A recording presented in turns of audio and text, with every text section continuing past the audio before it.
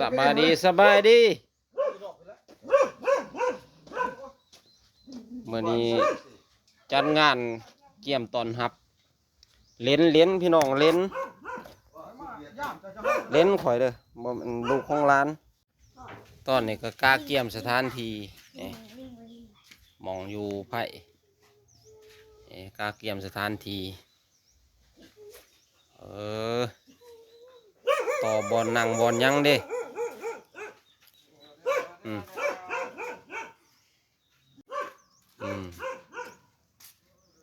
เอาก็สิมีเล็กๆน้อยๆมานี่เครื่องในหมูแป้งหมูเด้อมานี่เด้อโอ้ตั้งเพิ่นก็เกี่ยมระเบิดเครื่องเสียงแหละพี่น้องเอ้ยค่อยๆนี่จะสมซุปตัวนี้ต่อละใส่ซุปเป็นหัวมา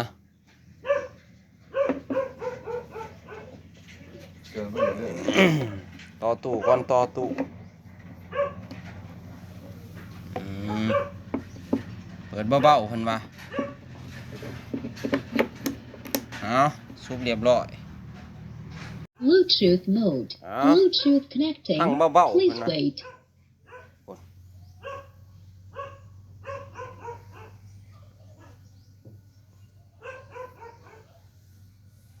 ล้างจักใหม่เนี่ยมานี่นี่โอ้ยจักใหม่บ้านสวนบ้านหน้าเด้อพี่น้องเด้อมาเบิ่งแนวสีแก้มเอามาเบิ่งแนวสีแก้มแป้งหมูก่อนพี่น้องโอ้พี่โอ้ระเบิดเครื่องแห้งแท้หัวหน้าเพิ่นพุ่นอันนั้นมีซ้อได้ลูกของอาจารย์เฉลิมพลเพิ่นก่อนมองสีงั้นกั้มพี่น้องเอ้ยโอ้คนเครื่องในหมูเห็ดแป้งกินก่อนมาเนี่ยว้าพี่น้องมาเมื่อนี้จะมาเห็ดแป้ง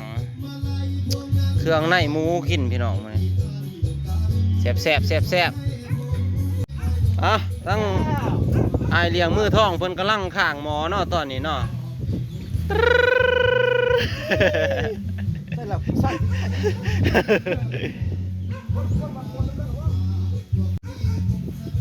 เอากระสิลวกเครื่องในพี่น้อง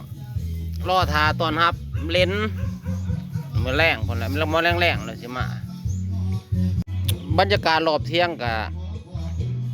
ธรรมศาสตร์บ้านหน้าบ้านสวนนี่ลูกเป็ดหน่อยไก่ง่วงพามาเบิ่งขอกเป็ดขอกไก่เพิ่นโอ้มองนี่สิมองไก่นอน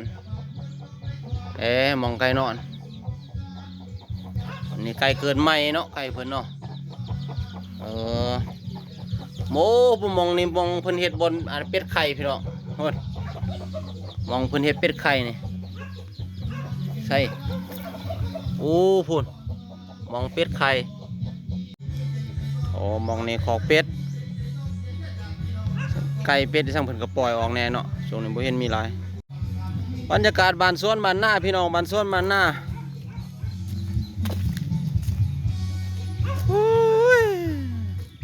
สุกเมืองผ่ามิเตแดดครับผลพี่น้องสุกเมืองคน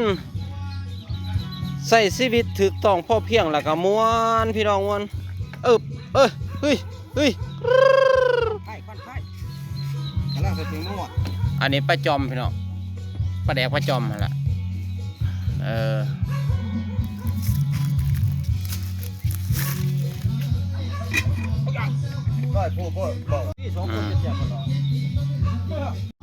อันนี้ก็คือข้าวเจ้าหอมมะลิข้าวหน้าครับแล้วพี่น้องนี่โอ้ยเนาะโอ้ยเครื่องเต็งอยู่ครัวกินแบบอยู่ท่ามกลางธรรมศาสตร์พี่น้องลมพัดเย็นโอ้ย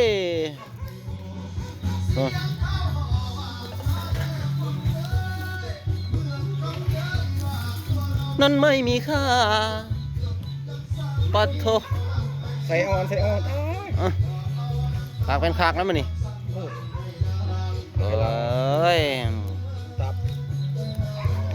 เห็นยังกินเหมือนเมนูยัง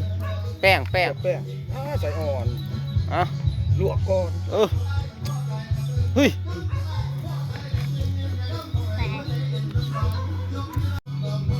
ลวก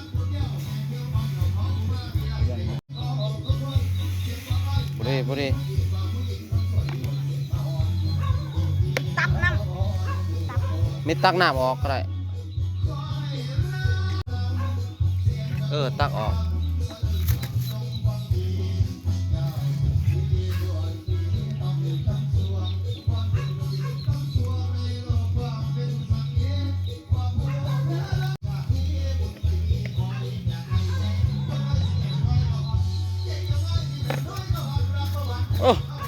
พอขวดจักสิพางพรจักสิพาง